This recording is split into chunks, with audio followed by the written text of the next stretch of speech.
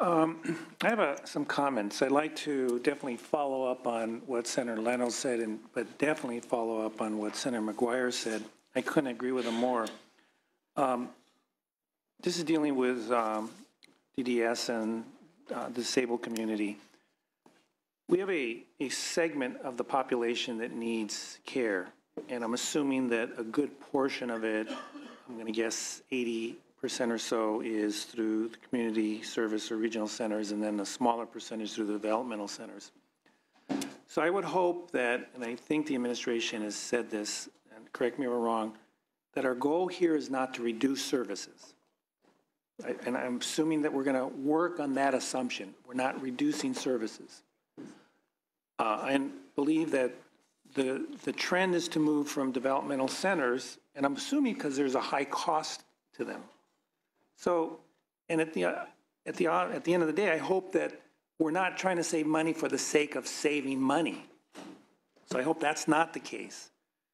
So my not question, but my concern, I have no problem if we look at it through that lens, but just so long as this population, even if they're the most vulnerable, that when we move them, that their needs are met. And I think that's the ultimate goal, that their needs are met. And if there are savings at the expensive end, and more importantly, the infrastructure for the regional center system has the appropriate resources to service the population. That's, to me, what this special session is about. And I'm a little concerned about the comment that was made by finance that savings go to the general ledger, which, okay, as long as we realize that there's enough resources to efficiently and effectively and cost effectively where the market will bear to provide the services for this segment of the population. And I think I want to just kind of recap that because I think that's just the goal. That's where we should be going. And you had some excellent questions. Excellent, even though you're crunchy. But I think that's where we should be thinking about with regard to this area. Now, with regard to the MCO, I mean, you did an excellent presentation with, the comparing the flat tax to the tiered. So I have a question with regarding to that. Is if we were to do a tax revenue instead of enrollment, are there fewer losers and or is there more revenue? If we were to shift that, because I know in the past we've had some taxes on revenue, but we seem to be looking at enrollment. And that's why I asked the question is, what is the most efficient way to draw down as many federal dollars as possible, but also have the least amount of effect on the plans as well? So maybe, and that's an open question to you.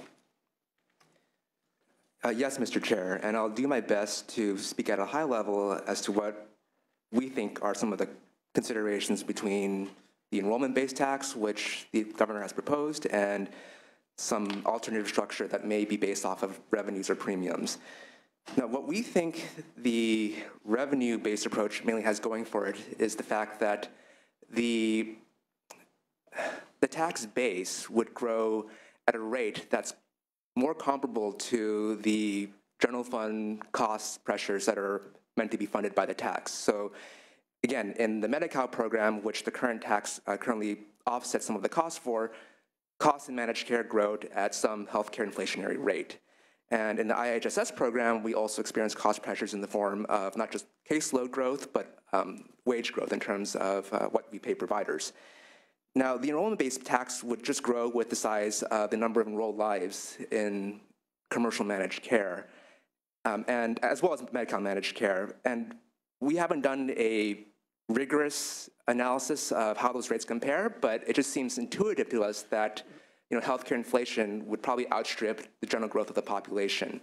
So under that scenario, because there's an explicit funding goal for the MCO tax, which is to try to maintain the general fund offset that the current impermissible tax achieves, we are concerned that there could be a situation going forward where essentially the administration, the state, has to each year devise a new tier tax structure, rejigger the amounts, and then go to the federal government to get an approved waiver of that newly restructured tax, and that process could take a while. We don't know whether it's months or even longer than that, and that creates uncertainty both for the payers of the tax, the plans who are planning to face this net liability each year, as well as for state budgeting purposes. Now, if you use a revenue-based tax, that on the natural would sort of grow at a rate that's comparable to the rate of healthcare inflation and Medi-Cal. And therefore, you could really potentially diminish the need to have to recalibrate the tax year over year and have to go back to the federal government to ask for approval. Now, I know your question was specifically about whether a revenue-based tax would create more or less of a burden financially for the plans paying the tax. We haven't done that formal analysis, and we could sort of check with the administration, particularly the Department of Healthcare Services, if they've done some technical scenarios in which they looked at the outcome of revenue-based tax. But the general dynamic of having a tiered structure in which certain mid-sized plans pay the most, that is meant specifically to take advantage of the fact that Medi-Cal managed care plans tend to be mid-sized. And therefore, you could, as Ms. Cantwell explained previously, and she's probably going to reiterate, draw down, get the best bang for your buck in terms of federal funds being leveraged. Would you like to respond, or? Sure, I just thought do I have to turn this? Sure, so I just thought, I mean, from a very basic premise, as Felix was saying, a revenue-based tax we'd have the same number of losers because it's really about being taxed on non-Medi-Cal lives, so it's not going to change that. And because it would mean there's less of a tax on Medi-Cal, it would increase the overall impact to the plans who are losers. Now, as we've talked about, depending on the structure of the tax, it could be that some plans go up and some plans go down, but overall the net impact would go up. So overall commercial plans would be more impacted by a revenue-based tax. Thank you very much. Seeing no other questions, let me just take this opportunity to thank everyone that was here from the various departments, the administration, finance, LAO, et cetera. So we're going to now move on to the other financing options. Item number 1, Jason Sisney, Chief Director, Legislative Analyst, State and Local Finance Analyst, Legislative Analyst Office.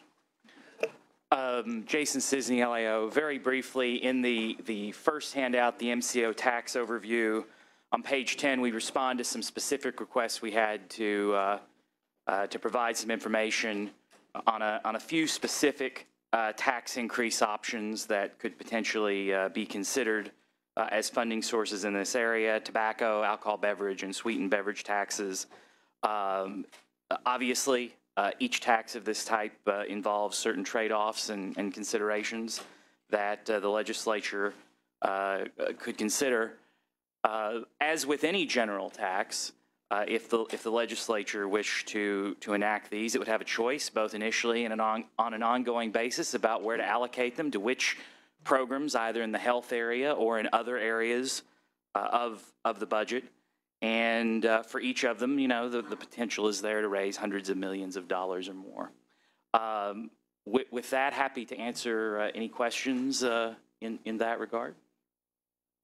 Any questions from the panel?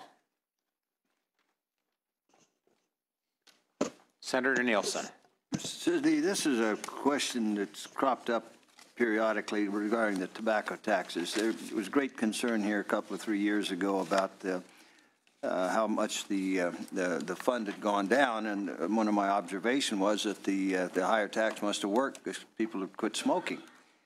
But isn't that a kind of an inelastic tax if you keep raising, and, or is it very elastic that the people are going to, the money will keep coming in? It would seem to me like that could be an ongoing problem the higher you raise that tobacco tax.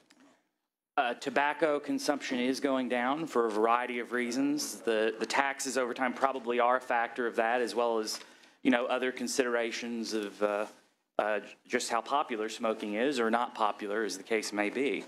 Our current modeling basically considers that for every 10% increase in the retail price of cigarettes, it seems to lead to a 7 to 10% decrease in the number of taxed cigarettes sold in California. If the tax rate did not change, we currently expect the number of cigarettes sold to decline on average by about 3% a year, sort of a secular decline that's happening. So that is a challenge in the tobacco tax area in terms of revenue raising, but obviously brings other benefits in terms of the reduction of smoking. Well, that's the balance to society. I think the point I'm trying to make about this is that, you know, when we're trying to do certain social policy things, and the sweetened beverage is a particularly good example of that, you know, there's consequences to that in terms of coveting those dollars for building into ongoing spending of the state. That's a caution I'd have to raise. Thank you. Senator Morlock, then Senator Pan. Mr. Cisney, the chair and I serve on governance and finance, and we had a deep discussion yesterday of all these bills that are coming through, and a lot of them are offering tax credits. It seems like that's a fashionable thing to do of late, one including low-income housing tax credits of potentially $300 million per year. So I'm looking at all these giveaways, and then now we're looking at adding tax. And so there were two issues I was concerned about. One is the overall plan, or what are we doing with all of our taxing structures, and how do they all interrelate? And the second was, what kind of modeling does the LAO do when these bills come through? How do you educate the legislature so that we can make an informed decision on, you know, what's the impact of X on the budget, on our cash flow, on even the economy, perhaps, you know, because it's certainly not going to be static. And I'm just curious, now that I've got you, what kind of modeling do you do when this stuff comes through? Because it's got to have a bearing on how we vote.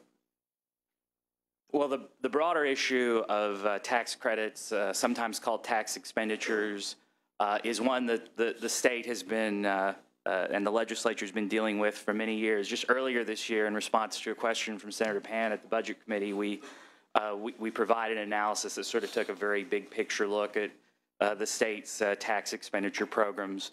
I think that the bottom line is that each one is different, and that when it's passed, not just our office, but oftentimes much more so the administration, the tax agencies do provide analyses. Those analyses often come with a lot of limitations. And we were discussing earlier the effects on the tobacco tax of higher taxation. That's one where a tax action by the state, we actually have a fair amount of history now. There's a fair amount of research out there that helps researchers like us make a judgment about, you change a tax, this is how it'll affect consumption or economic activity. For many other proposals you'll see, we have much less data upon which to make a very good judgment about how a tax change, a tax credit, a tax increase, or a decrease, how it would affect economic activity. And so that really is, I think, a difficulty that you face in evaluating all of these tax decisions. And so if you go down the road, either in this health area or in any other area of considering changes to taxes, I think our best advice is just seek out a lot of different viewpoints, not just from us, but from tax agencies, from academics, from stakeholders in the sector. And I think that when you hear all of those perspectives, you'll probably be better equipped to sort of consider what are the pros and cons of any proposal. So that's a broad answer to that sort of broad question. Do you work with the Department of Finance as the governor gets all these bills for tax credits? Do they take a holistic perspective and before they sign or veto a bill? Well, the governor certainly is advised by the Department of Finance on these matters. The tax agencies, which are the Franchise Tax Board, the Board of Equalization, which are independent or quasi-independent, they also provide analyses that are available for the legislature and the governor. Our job is to advise you, the legislature, so we don't advise the governor per se. Well, but I think that, you know, for every sort of proposal on the tax side, the governor would have advice from the Department of Finance. Yes. Yeah, I just want to make sure that somehow in the grand scheme, we're saying, well, we want $1 billion of new tax here, but we're going to give 300 million in tax credits over here. And how do you explain that disconnect to your constituents when you're trying to, okay, we're not going to build dams, but we're going to build high-speed rail. I mean, that's what I'm getting every time I get out. And so I'm just trying to formulate appropriate responses. Thank you, Mr. Chair. Thank you. Senator Pan, Senator Monning, then Senator Mitchell. Thank you so very much. I think one of the things I appreciate the presentation when we look at these other these other options, but I also hope, because we're sort of looking at them solely as taxes, right? So I mean, and so I hope that we also take a look at, for example, how this ties into expenses they're generating for the state as well, right? Because there are certain activities that actually generate costs to the state. In fact, let's just take the tobacco tax. I was actually asked, well, the tobacco tax, you said it's going to reduce smoking, people are going to use it less and so forth. So what's going to happen if everybody quits smoking in the state of California? And I said, that'd be a great thing. I would love to see zero revenue from a proposed tobacco tax because everyone stopped smoking. And in fact, the state would be financially better off if that happened. That actually it's not the revenue from the tobacco tax we really need. I mean, we need it because we have to pay for costs that have been generated by this product that we have to pay for through programs like Medi-Cal. And so I hope when we look at some of these options, we're looking at both sides, because what happens is that we're not just talking about revenue, we're talking about revenue that we're spending, that we're getting in order to spend on services that may have been required because of the impact of a particular activity. And I hope when we look at some of these things, we need to put both of those together, because in the end, as a taxpayer, I'm the one. The taxpayers are the ones who are bearing the costs if the activity, the people who are encouraging the activity are not, they're not paying for those costs. When they show up in the Medi-Cal program, talking about Medi-Cal rates and whatever else, I mean, it's the general taxpayer who's paying for that. So I realize that in this report, it's primarily looking at it, but I hope that when we have the discussions, and maybe we should think about that, how these two tie together, because in the end, it's really what the net is, right? So we have the revenue side, we have the cost side. What's the net for the taxpayers of California? And if the net turns out to be, well, actually, we're still negative, then shouldn't we try to if someone's creating costs, shouldn't they be taking responsibility to pay for the costs they're generating, instead of making that being borne by the general taxpayers of California? Thank you. Senator Monning? Thank you. And again, picking up on the comments, the questions of Dr. Pan, I think one of our frustrations in the legislature, it's always hard to get a sense of the cost to the state when we don't address public health issues, and whether it's tobacco, alcohol impacts, some of what's listed here as possible areas for taxation. I think it would help in our analysis not only to identify that as a possible revenue source, but to also understand the nexus with ongoing public health impacts and cost. So, for example, when we look at developmentally disabled community, I don't know if any of you know what percentage of children born with serious developmental disabilities, it's the result of fetal alcohol syndrome. I don't know if that's 1%, 15%, or 20%, but we do know that it's causal to certain birth defects that can result in lifelong disability and lifelong medical costs. Similarly with the suggested tax on sugar-sweetened beverages. In earlier work that we did on that, the State Board of Equalization estimated at a penny per ounce, it could generate $1.7 billion in revenue. So for our conversation now, we're looking, what could that generate for revenue? But it's also, I think, important in the analysis to, just like we look at with tobacco, how would that reduce consumption, and how would that inure to the benefit of the public health and reduce some of the ongoing costs and strain on our general fund? I know it's hard to do this in a narrow lens of a budget year, but I think it would help in us formulating options and linking those options to fairness in terms of how we might assess a fee or a tax, that it's not just because we're picking on a particular industry, it's because the public health data is clear. It's creating a current real cost to the state economically, and perhaps more importantly, a real cost to the quality of life and reduced lifespans for Californians. But zeroing in with a question here, specifically on tobacco tax, do any of you know when the state of California last raised its tobacco tax? I can't recall the specific date. I believe it's been more than a decade, at least. And how does our Likely tobacco longer. tax compare to other states? Do we know where we are in the ranking of, I think we're in the lower half of tobacco Well, tax? I believe we are in the lower half. I want to say around 30. Mm-hmm. If I'm not mistaken, our current tax is around 86 cents per pack, 87 cents per pack. New York is over $4, New Jersey over $3. And they're using that revenue both to reduce the use of tobacco products, but also to fund public health campaigns. So it does seem the three that have been identified here, there is a nexus with the mission of this extraordinary session committee on health and Medi-Cal reimbursement rates and developmentally disabled services. And so I think it would be helpful for us to illustrate better where there is that nexus, fetal alcohol syndrome, the impacts of sugar-sweetened beverages that are stressing our medical system, the diabetes epidemic, preventable diabetes. And I think it's also important, there's people with type 1 diabetes born with that condition that requires lifelong medical attention, that's not the result of lifestyle or diet or lack of exercise. It's you're born with that condition.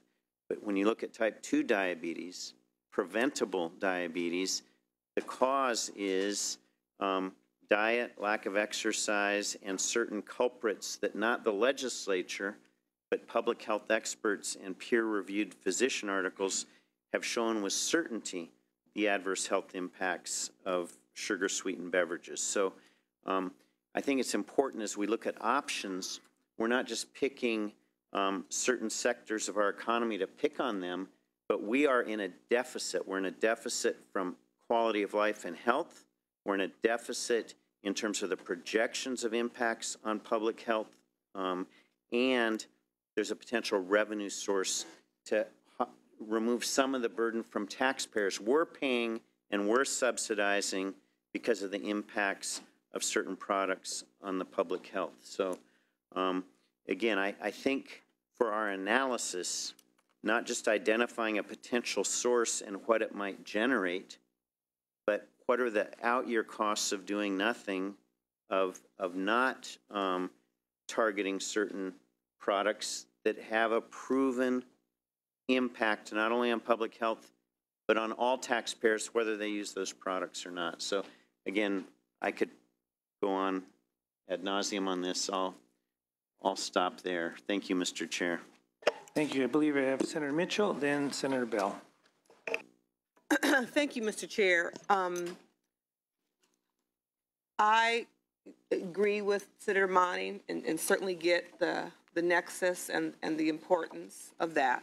But I was really hoping to have the opportunity in kind of this extraordinary session to have an opportunity to have or look at extraordinary proposals, something different. These sin taxes are things that we've evaluated and discussed year after year. Tobacco tax is something we passed several decades ago. I see here in the LAO analysis, it says that you were asked by the committee to talk about these possible taxes. Is there anything else on your radar?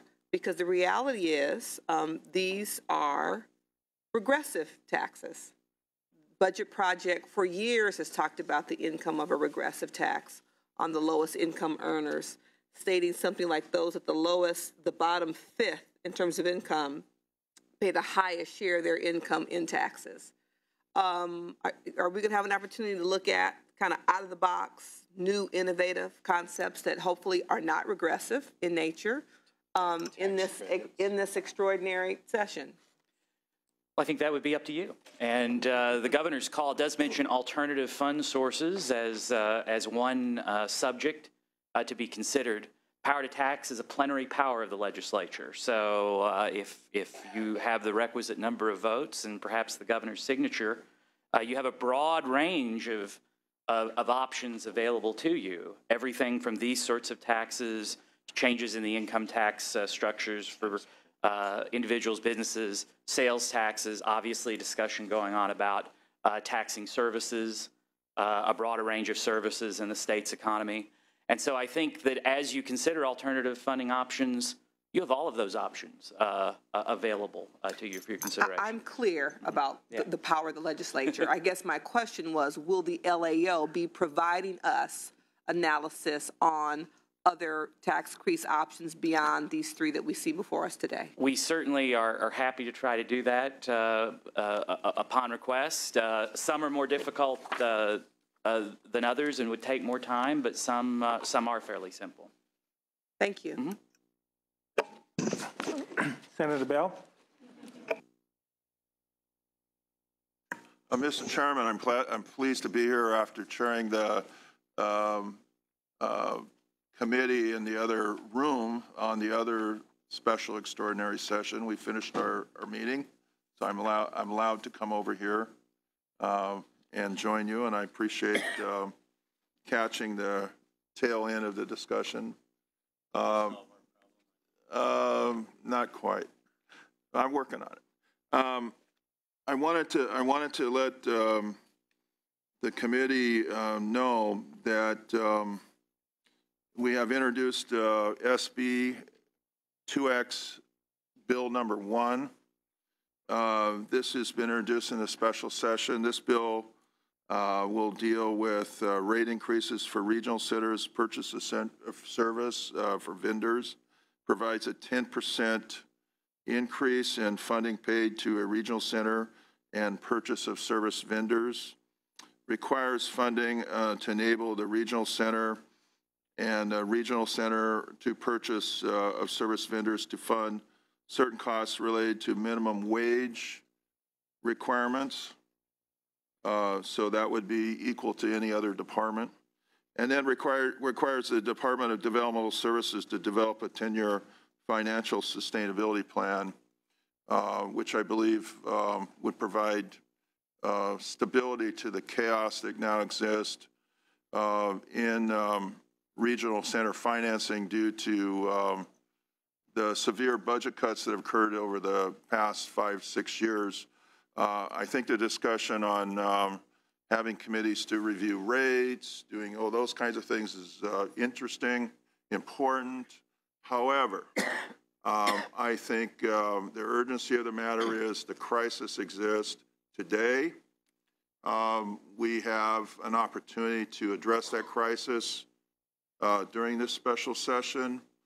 And I think the approach of forming another task force, looking at rates and reforming the system, all those kinds of things are important. We should do that. However, when you have hundreds of homes closing as we speak, it's not the time to dilly-dally with another committee, and it's time to take actions. And I think that we have to consider acting on behalf of the 300,000 people in our state that are in the Department of Developmental Services to protect their lives and their interest.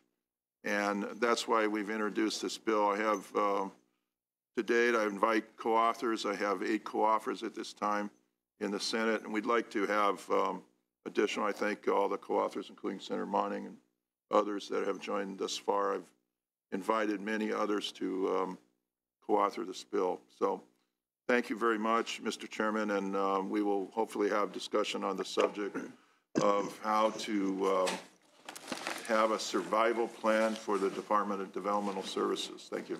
Thank you, Senator Bell. Yeah, Senator Money? Quick question, Mr. Chair, if I might, just in terms of exploring other options. Wonder if there's any reservoir backlog of LAO analysis of tax credits that we currently provide in different sectors. Not necessarily a new homework assignment, but if there's existing kind of broad overview of tax credits the state provides, and are we getting the benefit that was anticipated when we approve those tax credits, and could there be a review and a reallocation on past tax credits? So just, it's a broad question, but I don't know if you have any immediate response to that, or if there's existing data that LAO has. In terms of the inventory, that's relatively simple. It's on our website, and we'll make sure that the committee has that. The state's tax credits and tax deductions and similar tax expenditures reduce state revenues by tens of billions of dollars per year. Many of the largest ones are ones that candidly are quite popular, including the mortgage interest deduction. Our typical take on many of these is that the legislature should be very skeptical of them, even though many of them are of long standing, and many people would find it difficult to imagine, for example, the state not having a mortgage interest deduction or a lower one in its personal income tax code. Many studies find that many of these tax credits fail to achieve the objectives that they were established for, or do them only partially. It's just very difficult to come to the conclusion that many of these tax credits are successful, in part because it's very hard to prove what would happen if they never existed at all. They may be very helpful, they may not, but it's very hard to establish that. And I think that for each of them, for each of the big ones, there have been studies over time. It takes a while to develop a whole new study for any of these credits, but we'll be happy to provide the committee the inventory that is out there of where they are. Thank you. Well, I appreciate that. And again, Mr. Chair and committee members, I think as we're looking at establishing a broad range of possible options, that should be part of what we look at. And you picked an example of one that's very popular, mortgage interest rate deduction. I doubt if you would find anyone in the legislature who would seek to modify that. But I think if we could look at some of the different long-term tax credits, they've perhaps served their purpose, or maybe they didn't serve the purpose for which they were established. And I just think that should be part of one of the options that we look at in terms of trying to address current immediate crisis needs in the state. So thank you. Thank you. Very, very good point. And I also like to just kind of reiterate what Senator Money, as well what Senator Morlock said. I can remember just yesterday in Governance and Finance, it was yesterday, wasn't it, or whenever? Well, yeah, whatever. Tax credits are great, but if we're going to be using taxpayer dollars from the general fund to help an entity or an industry, what is the return? What is the investment and the return to the state of California? If I can be proven that you're going to not only get that back plus interest, then it's a good investment. But if it's not bringing a return, then we need to look at that. I don't know if that's enough money to offset for what we want to supplement, but I think that should be part of the bigger discussion as well. So, seeing no other questions or comments from any of the other, oh, yes.